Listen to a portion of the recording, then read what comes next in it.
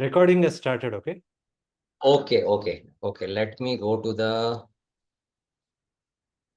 Yeah, so we were covering personal accident, and so yeah, here another thing which applies to most of your financial data is that you should make a list of your financial assets, investments. It could be policies, it could be bank accounts, demat accounts, whatever things related to finance you have. I suggest you should make one Excel sheet wherever agents or any kind of relationship managers or any point of contact is involved. You should mention that their phone numbers.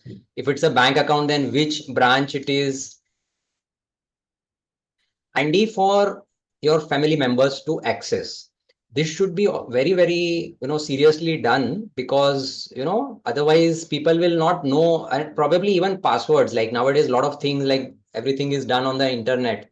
So if you have a login and password, then you should have a way by which, if in your absence, let's not go to the the last resort, but like even maybe if you fall seriously ill, you are hospitalized, unconscious, or something happens, and you are not in a position to tell anyone, then there should be this data available by which people can access your accounts or anything else. Even mediclaim, for that matter, mediclaim, usually you get those cards, so you should keep those cards very easily accessible. So if in an emergency you have to get hospitalized, then you can immediately tell someone to get the card and avail of the cashless hospitalization and all those things.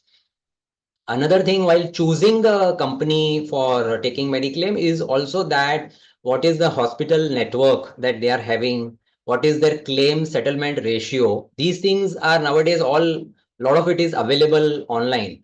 So you should just take an informed decision that you go with the best records, like people, companies which are having the best settlement ratios, and chain of hospitals where you can go for the cashless treatment, etc. So yeah, that was one thing. And another thing is all this annual ones, like annual policies where you have to pay premiums and all. Please remember to keep your premium amount ready, so that you can pay it on time, and the policy doesn't lapse, because that will help in continuing your no claim bonus or any other continuation of your coverage of diseases and all those things. So just pay attention to these things. In general insurance, basically there are like most people will be concerned with vehicle insurance if we have a vehicle. So in that, the compulsion is to have a third party insurance, which is a low cost policy, and it covers only damage done to other parties. But if you take a comprehensive insurance, it is always better, so that any issues, like whether accident or otherwise, that you may face, like damage to your vehicle, will also be covered. So that is something. Then if you are traveling, then travel insurance is something you should definitely make sure you have.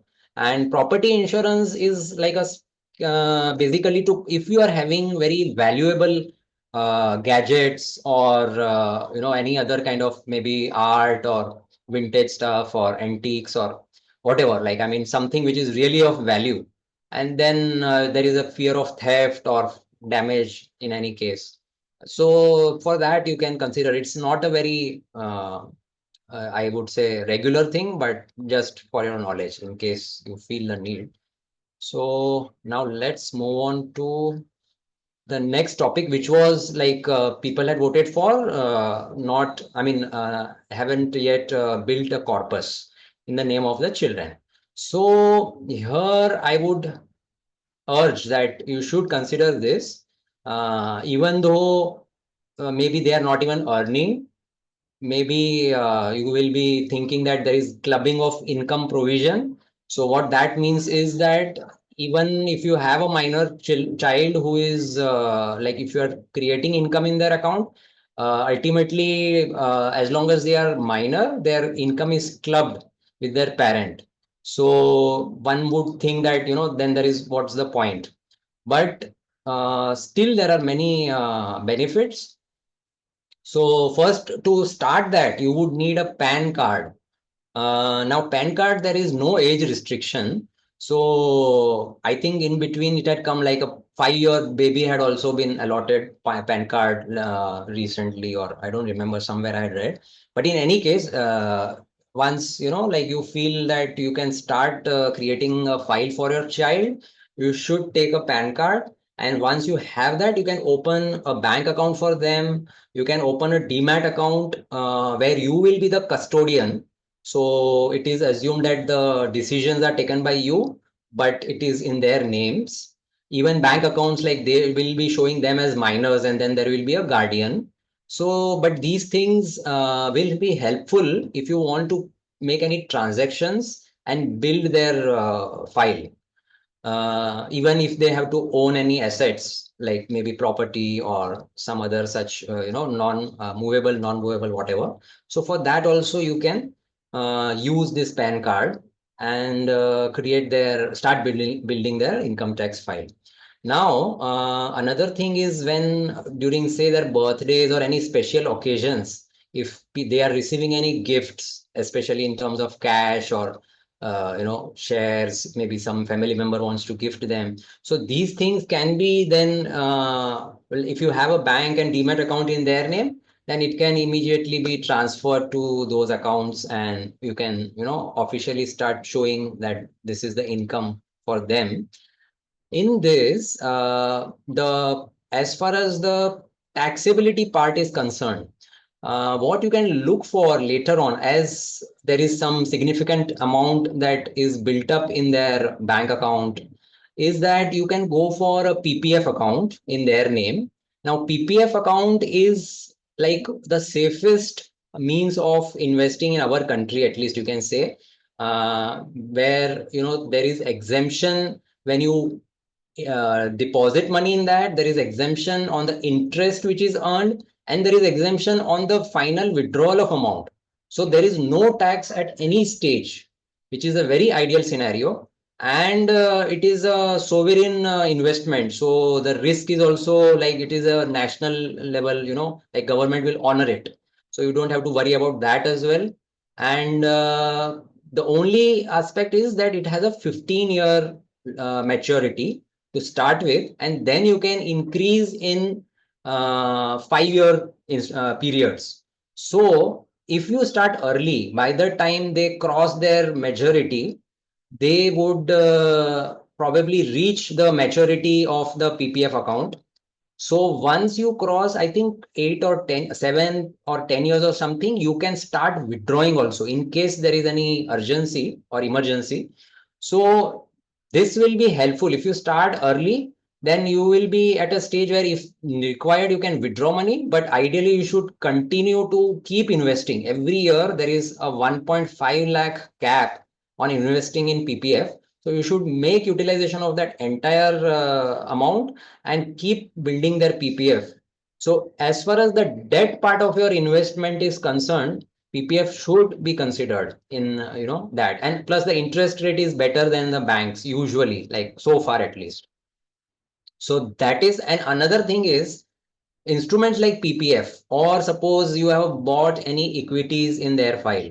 Now, if you, as long as you are not selling, there is no question of income tax arising. So you should try that during their minor age, you keep building their file. You don't withdraw anything, or you don't sell any equities. Or there is also for girl childs, there is this, Sukanya Samruddhi Yojana and all those things. So if you do that, like even mutual funds, if you do that, then what happens is the taxability will come in picture after they become major, and then it goes in their file.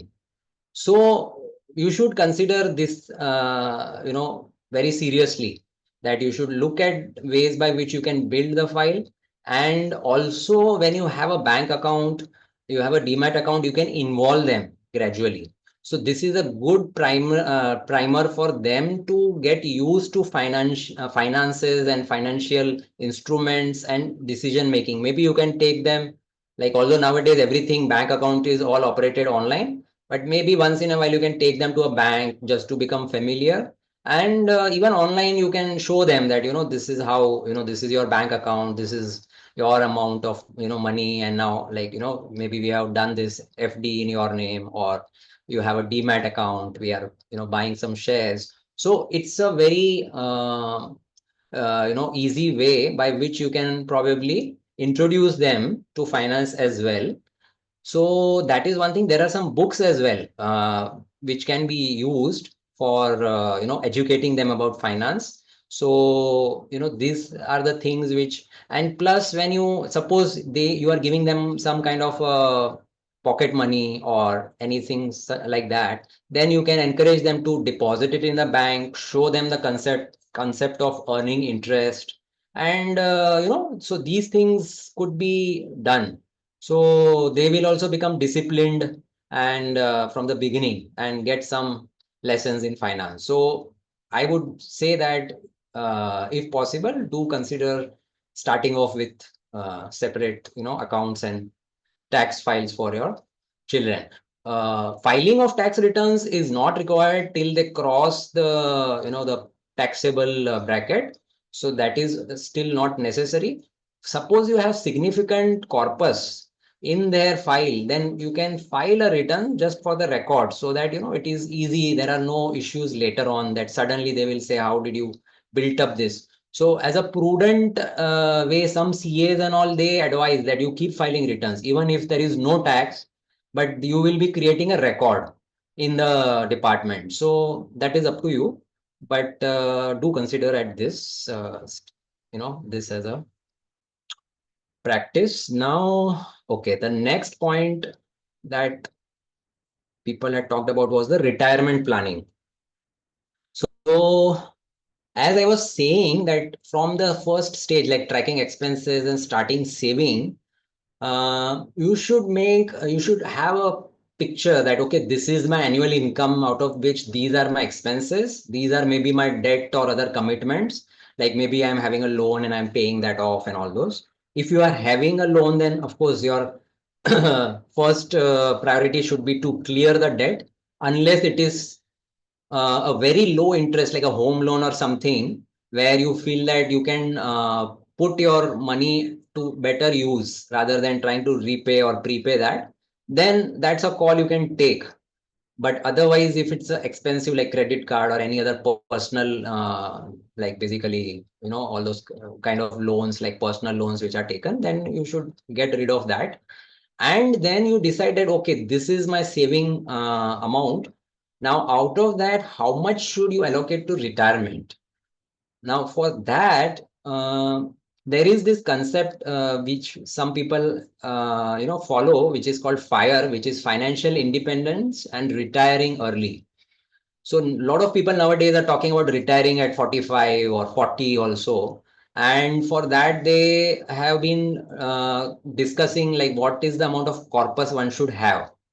So usually they have considered that 25 to 30 times your annual expense should be like a benchmark for reaching. Once you reach that, then very likely that corpus will take care of your expenses for your lifetime. The premise is based on the usual inflation rate, and also little bit of your principal amount may also get utilized if you really live long. So those things are likely. If you reach that stage, then you need not stop working. It's just that now you are not working for surviving. Your needs have been taken care of. You can probably take up something more engaging, more fruitful, more satisfying for you, and at the same time keep earning. And that will only add, like, a cherry at the top, basically, I can say, so that you can probably indulge in some more experiences which you would like to have. So that is, you should aim for this.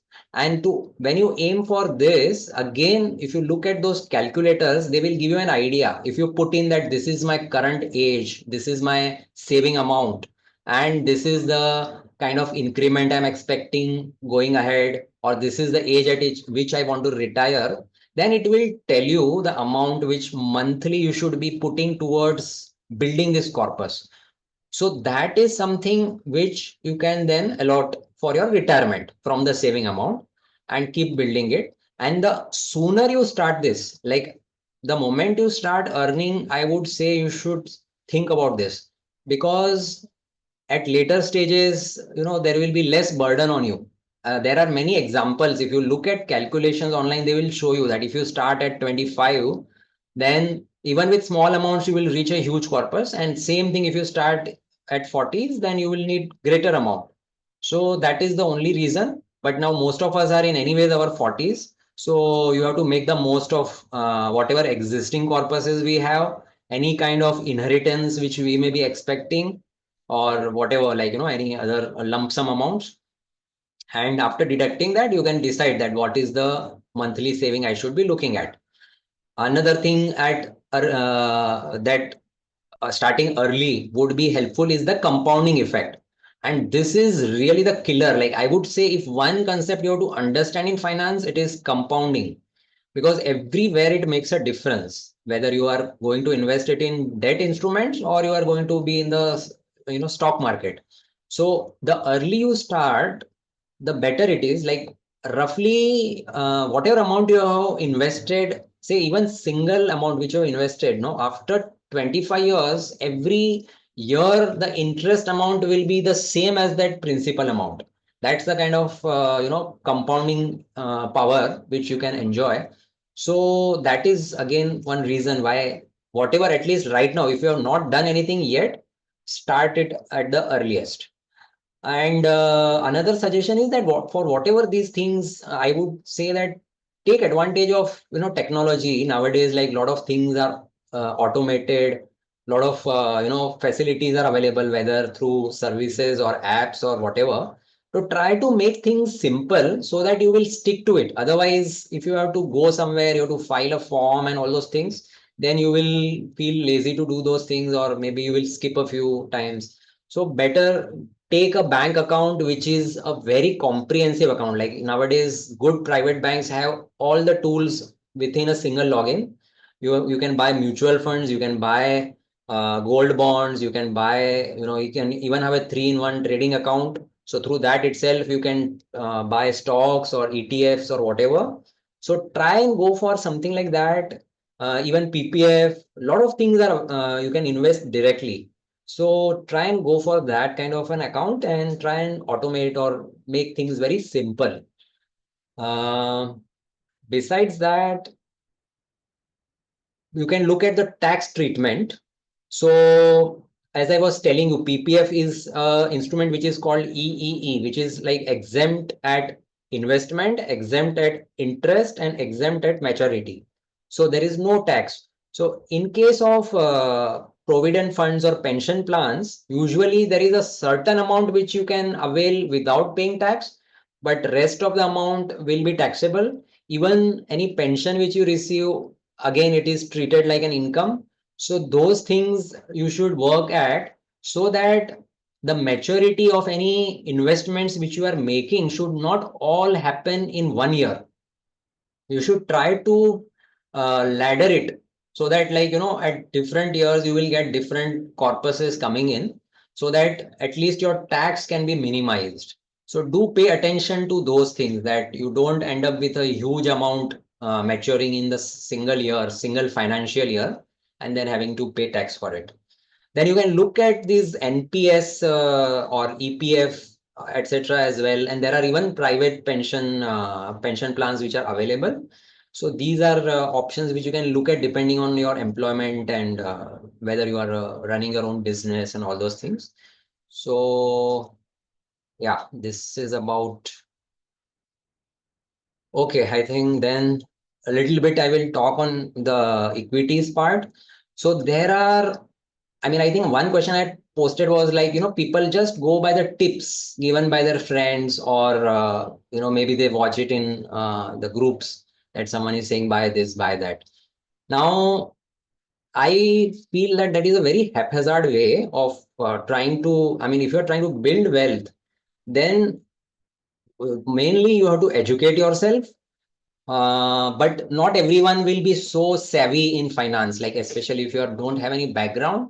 and it will take some time and effort till you don't feel that you can understand these kind of whether how to invest, which company is good, what is their valuation, and is the price making sense, etc., at which I'm buying.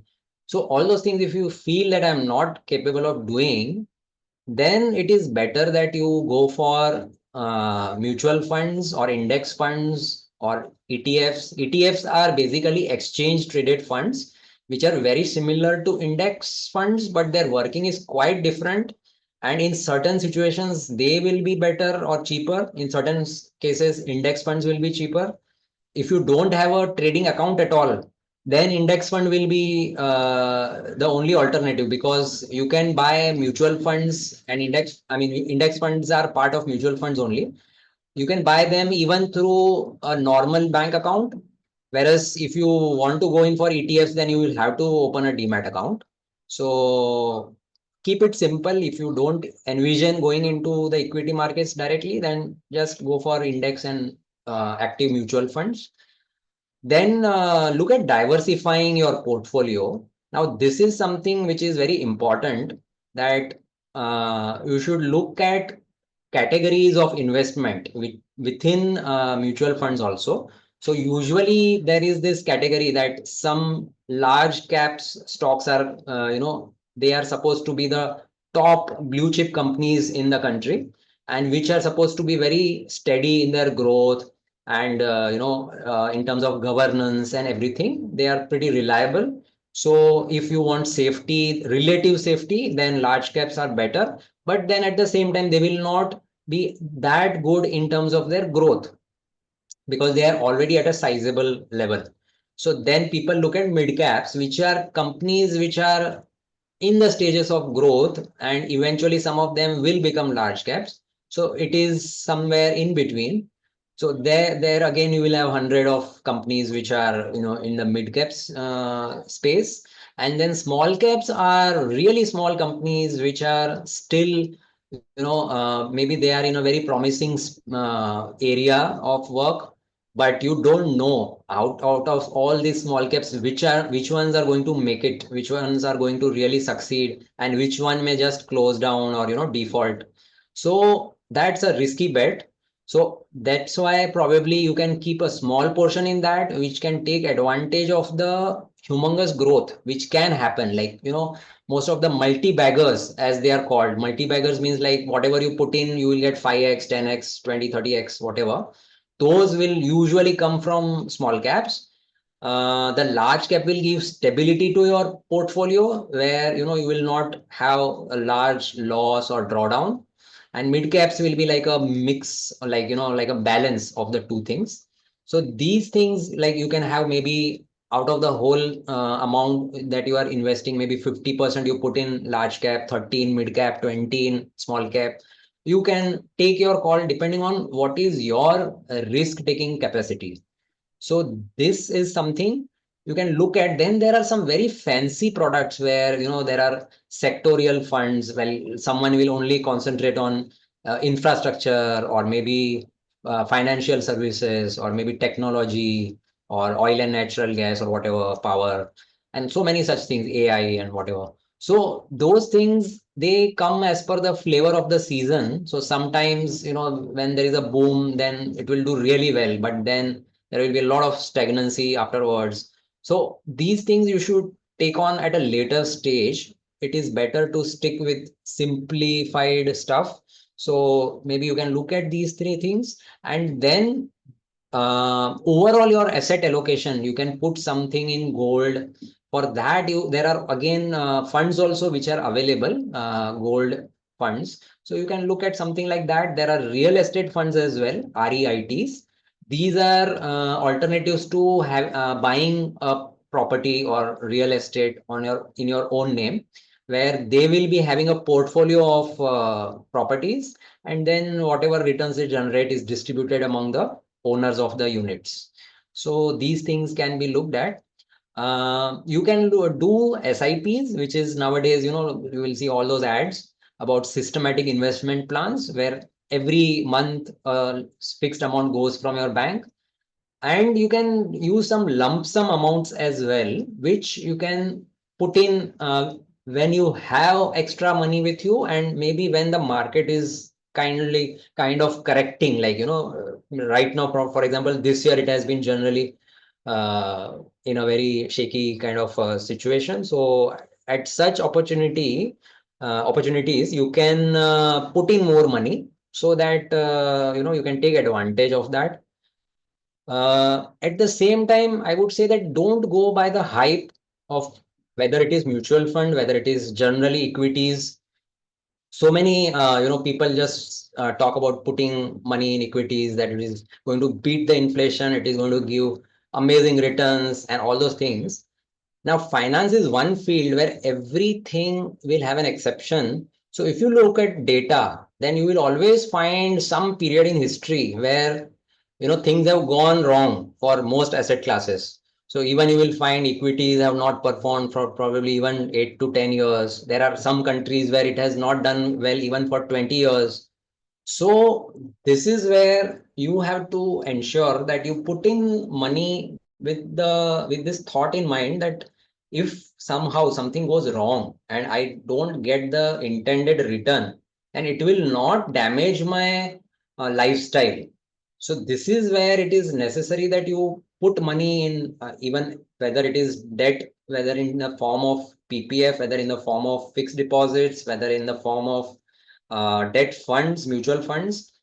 Mutual funds have both equities as well as debt, where they will invest in corporate deposits or government securities and all those things, and you will get reasonably fixed return. So you should divide money everywhere. If you are too much into equities, then whenever there is some turmoil, and you will become very anxious, you will kind of panic, and then you may end up taking wrong decisions at that time. Like suddenly you will feel like, let me get out of this, or you will have a problem in terms of not having money to even handle your day-to-day expenses. So try to be balanced in terms of whatever investment you are doing. uh, Within another one point is like, in mutual funds there are direct and regular plans. So usually banks and other agents, they sell you mutual funds and they will earn a commission. So the regular plan will have an extra charge which you will it will be deducted from your returns every year, and that is better avoided if you are not really gaining any value out of them. So in that case, you should go for direct plans. So every fund plan will have these options, direct or regular. So there are either, if you go to, like, suppose you are taking, say, a plan from SBI, then you go to their site and you log in and you create your profile, and from there you can choose a direct plan. Similarly, for any other company, you can go and do it from their site. If you are doing it from your bank account, then it will be the regular plan, because the bank will be then the commission agent. So this is something you should keep in mind. It will be a small difference, it could be 0.5, it could be 1%, but keep in mind that when you are looking at investing for 15-20 years, this 1% will make a big difference. So look at this, keep this in mind when you are investing. And if you are looking at long term, then you should look at dividend reinvestment also. So again, there are two options where either you get dividends, or you get reinvest the dividends also in the plan. So if you don't need liquidity, then you can go for that. So these are couple of things. And then you should look at periodic rebalancing. So now suppose you have, I'm taking a very simple example, that suppose you have debt and equity. These are the two investments you are having, and maybe you are having, say, half of your money in equity and half in debt funds. It could be mutual funds, it could be bank deposits, whatever. Now there is a good period for the market, and your equity has done so well that maybe from 50 it has become 75% of your overall asset. So in that situation, you should consider transferring half of the gains to the debt side. When you do that, basically you are sticking to your original asset allocation plan. that you had decided that, okay, 50 I will keep here, 50 I will keep there. Now, how much you should keep is again, like, there are thumb rules. Like people say that 100 minus your age should be, like, suppose you are 40 right now. So 60% should be in equities and 40% should be in debt. So the younger you are, there will be more equity and less debt. And as you grow older, you keep transferring from equity to debt. So in that, look at this rebalancing maybe once a year or whatever. Don't do it very frequently, because then every time you will be end up. Okay. To stop again. Are people comfortable, or is this getting too heavy for them? I mean, we can take a call.